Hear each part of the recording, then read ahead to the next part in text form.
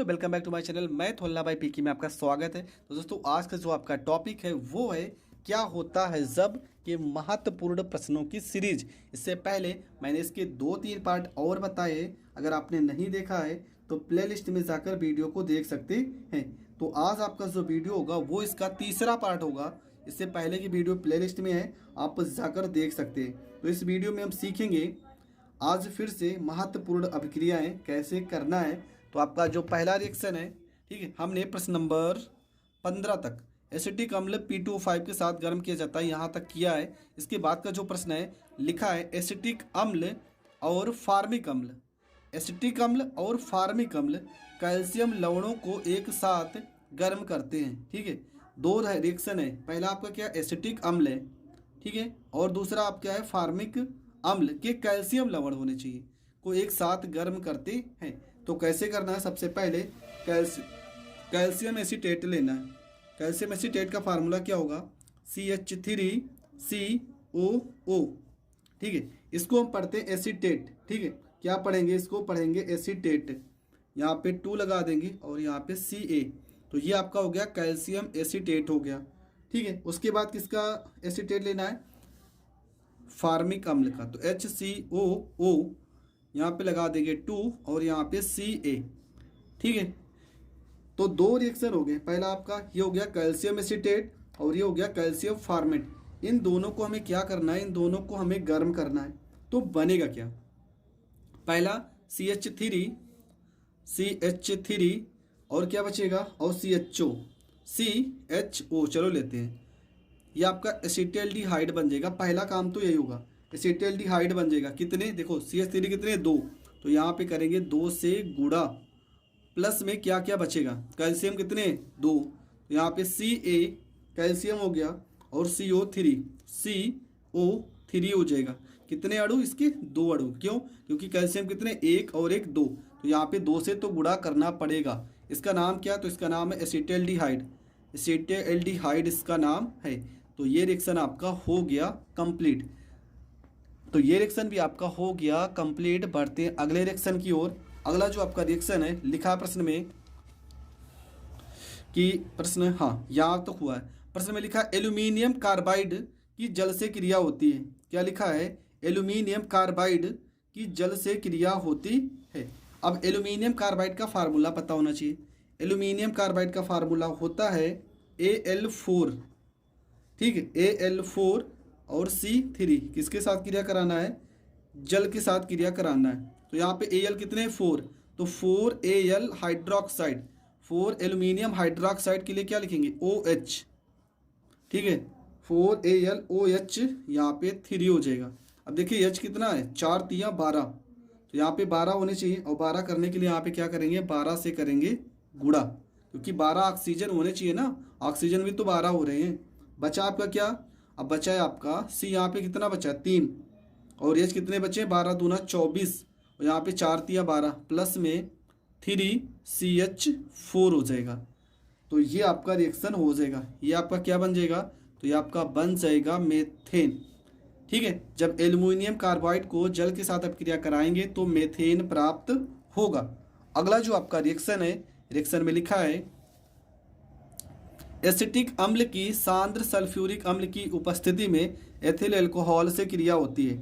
क्या लिखा है कि एसिटिक अम्ल सांद्र सल्फ्यूरिक अम्ल की उपस्थिति मतलब उत्प्रेरक है, एथिल अल्कोहल से हमें क्रिया कराना है। तो देखो एस्टर बनेगा, एकदम सिंपल रिएक्शन है। सबसे पहले आपको क्या लिखना है, एथिल एसीटेट CH3 एसिटिक अम्ल बोला है, एसिटिक अम्ल की क्रिया किसके साथ, एथिल अल्कोहल के साथ, किसकी उपस्थिति में, सांद्र H2SO4 की उपस्थिति में, सांद्र H2SO4 की उपस्थिति में अगर क्रिया कराएंगे तो होगा क्या, देखो यहाँ पे H के साथ OH आ जाएगा और ये आपका हो जाएगा CH3COO C2H5 प्लस में H2O, इसका नाम क्या हो जाएगा, तो इसका नाम हो जाएगा एथिल एसीटेट। ठीक है, एथिल एसीटेट जिसको हम पढ़ते हैं एस्टर, ठीक है, एथिल एसीटेट और जिसका नाम है एस्टर। तो ये रिएक्शन आपका हो जाएगा कंप्लीट। तो एसिटिक अम्ल को जब भी अल्कोहल के साथ क्रिया कराएंगे H2SO4 की उपस्थिति में तो आपका एस्टर प्राप्त होगा, और यह आप क्रिया एस्टरीकरण अपक्रिया भी कहलाती। ठीक है। यह अभिक्रिया स्थिरीकरण अभिक्रिया भी कहलाती है, ये भी आपको पता होना चाहिए। अगला जो आपका रिएक्शन है लिखा प्रश्न में कि मेथेन की नाइट्रिक अम्ल के साथ 400 डिग्री सेल्सियस पर क्रिया होती है। मेथेन की क्रिया किसके साथ कराना है? नाइट्रिक अम्ल के साथ, और कितने में? टेम्परेचर आपका रहेगा 400 डिग्री सेल्सियस। तो होगा क्या इसमें? सबसे पहले हम लिखेंगे मेथेन को और इसकी क्रिया कराते हैं HNO3 के साथ, ठीक है। टेम्परेचर कितना है? तो 400 डिग्री सेल्सियस के टेम्परेचर पे। तो होगा क्या? यहाँ पे CH3 है, 4 है ना, तो यहाँ पे हो जाएगा CH3 हो जाएगा। और क्या? यहाँ पे NO2 है, तो यहाँ पे हो जाएगा NO3 है ना, तो यहाँ पे 2 हो जाएगा। एक O यहाँ पे, 2 H, एक H यहाँ से, एक H यहाँ से, प्लस में H2O आपका अलग हो जाएगा। इसका नाम क्या है? NO2 को पढ़ेंगे नाइट्रो, इसको पढ़ेंगे नाइट्रो, और CH3 को मेथेन ही पढ़ते हैं यहाँ पे, नाइट्रोमेथेन इसका नाम हो जाएगा। तो ये रिएक्शन भी आपको समझ में आ गया होगा। देखो हर एक रिएक्शन ज़्यादा कठिन नहीं है, इसलिए मैं थोड़ा स्पीड में बता भी रहा हूँ। जहाँ पे रिएक्शन कठिन होगा मैं आपको उसको बहुत ही स्लो बता दूंगा, आपको समझ में ज़रूर आ जाएगा। अगला आपका रिएक्शन है एथेनॉल से एथेनोइक अम्ल में परिवर्तन होता है। एथेनॉल से हमें क्या बनाना है? एथेनोइक अम्ल बनाना है। मतलब एथेनॉल क्या है? एथेनॉल आपका है एथिल एल्कोहल, और क्या बनाना है? एथेनोइक अम्ल का मतलब क्या?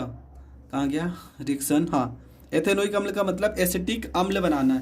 तो देखो इसमें क्या होगा, सबसे पहले काम आपको क्या करना है, यहाँ पे लेना है एथिल एल्कोहल, इसको हम ऐसे भी लिख सकते हैं CH3CH2OH, इसकी क्रिया कराएंगे नवजात ऑक्सीजन से, ठीक है। तो होगा क्या, हमें बनाना एथेनोइक अम्ल। देखो यहाँ पे CH3 है, तो यहाँ पे हो जाएगा CH3 हो जाएगा, यहाँ पे C लिखा है, यहाँ पे C हो जाएगा, यहाँ O, यहाँ O, कितने O हो जाएंगे? 2 O हो जाएंगे, यहाँ पे H है, यहाँ पे H हो जाएगा, प्लस में हाइड्रोजन गैस आपका अलग हो जाएगा, ठीक है। हाइड्रोजन गैस आपका हो जाएगा मुक्त, ठीक है। नहीं तो जल भी मुक्त होगा। देखो यहाँ पे 2 से अगर हम कर देते हैं गुणा, तो कितने O बचे हैं? 2 O बचे, एक O बचा है ना, तो यहाँ पे आपका क्या हो जाएगा? जल हो जाएगा। क्या हो जाएगा? जल। इसका नाम क्या है? तो ये आपका एथेनोइक अम्ल नाम इसका, इसको हम एसिटिक अम्ल भी पढ़ते हैं। एथेनोइक अम्ल इसका IUPAC नेम है, IUPAC नेम है, ठीक है। और इसका वैसे नाम आपका क्या है? एसिटिक अम्ल है। तो ये रिएक्शन भी आपका हो गया कंप्लीट। अगला जो आपका रिएक्शन है लिखा रिएक्शन में आपका जो अगला रिएक्शन है लिखा है एथिल एल्कोहल को सांद्र H2SO4 के साथ 140 डिग्री सेल्सियस पे गर्म करते हैं, ठीक है। क्या लिखा है कि एथिल एल्कोहल को सांद्र H2SO4 के साथ 140 डिग्री सेल्सियस पे गर्म करते हैं। तो होगा क्या? देखो इससे बनेगा डाई एथिल ईथर। ये रिएक्शन हमने पहले भी पढ़ा है।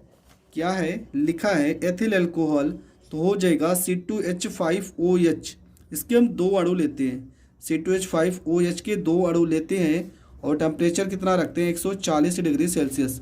तो बनेगा क्या? देखो यहाँ पे C2H5 है ना, यहाँ पे लिखेंगे C2H5, यहाँ पे O लिखा है ना, यहाँ पे O लिखेंगे, फिर से लिखेंगे C2H5 लिखेंगे, प्लस में क्या बचेगा? यहाँ पे H बचा है, यहाँ पे OH बचा है, H2O आपका हो जाएगा अलग। इसका नाम क्या हो जाएगा? इसका नाम हो जाएगा die ethyl ether, die ethyl ether इसका नाम हो जाएगा। इस तो आपका एथिल एल्कोहल है, तो एथिल एल्कोहल को 140 डिग्री सेल्सियस पे अगर गर्म करते हैं तो डाई एथिल ईथर ही बनेगा। ये भी आपको पता होना चाहिए। और इस रिएक्शन को आपने इससे पहले भी पढ़ा है, इसके पहले बहुत सारी वीडियो में इस रिएक्शन को मैंने बहुत बार बताया है, तो ये रिएक्शन तो आपको याद होना ही चाहिए हर हाल में। अगला जो आपका रिएक्शन है वो है आपका जो प्रश्न है लिखा है मेथेन को, ठीक है।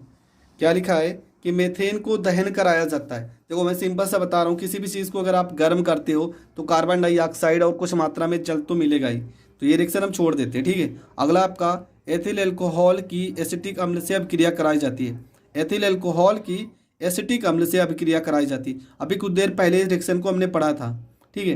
देखो एथेनॉल से एथेनोइक अम्ल, एथिल एल्कोहल को एसिटिक अम्ल से, चलो मैं बता भी दे रहा हूँ, वैसे इस रिएक्शन को हमने पहले ही पढ़ा है।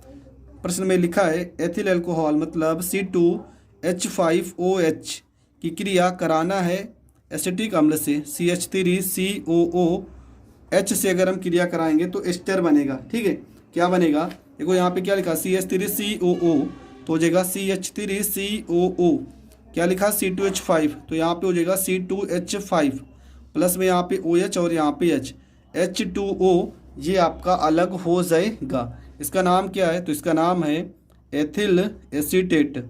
इसका नाम क्या है, एथिल एसीटेट, इसका नाम हो जाएगा। एथिल अल्कोहल को एसिटिक अम्ल से जब भी क्रिया कराओगे तो एथिल एसीटेट प्राप्त होगा और कुछ मात्रा में जल।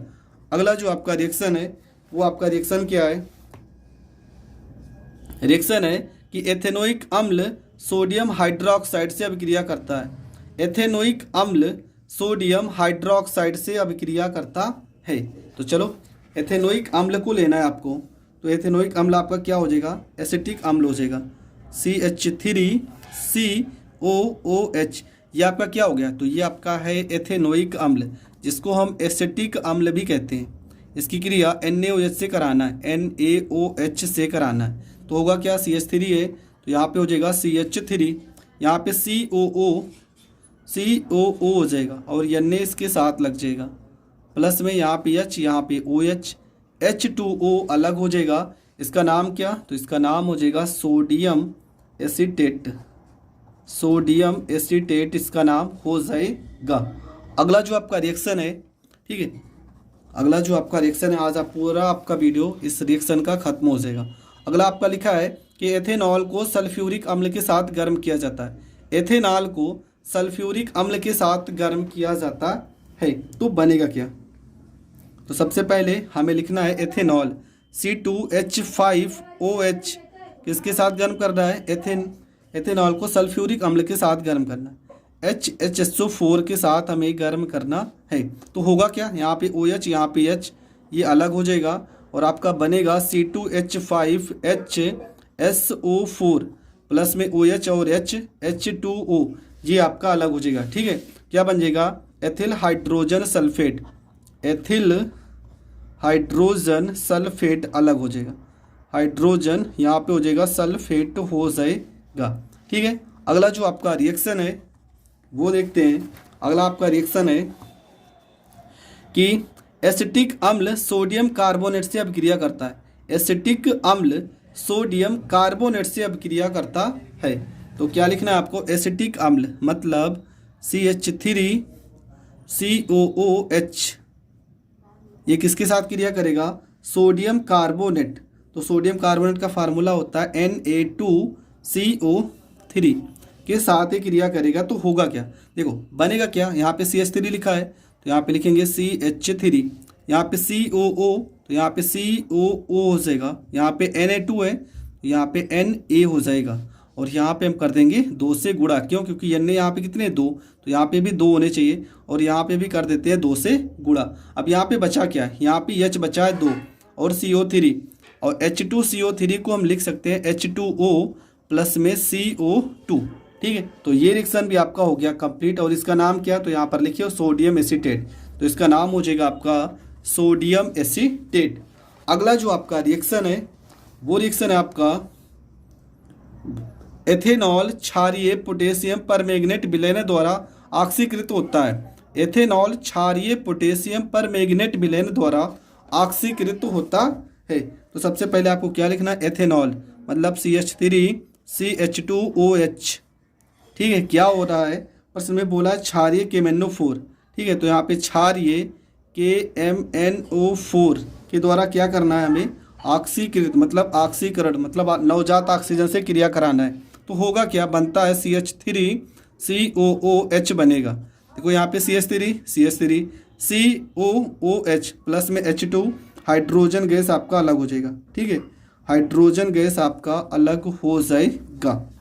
आपका लास्ट रिएक्शन क्या है, लिखा है कि सोडियम हाइड्रोजन कार्बोनेट एथेनोइक अम्ल से अभिक्रिया करता है। सोडियम हाइड्रोजन कार्बोनेट एथेनोइक अम्ल से अभिक्रिया करता है, तो क्या करेंगे यहाँ पे, सबसे पहले हमें लिखना है एथेनोइक अम्ल मतलब एसिटिक अम्ल CH3COOH।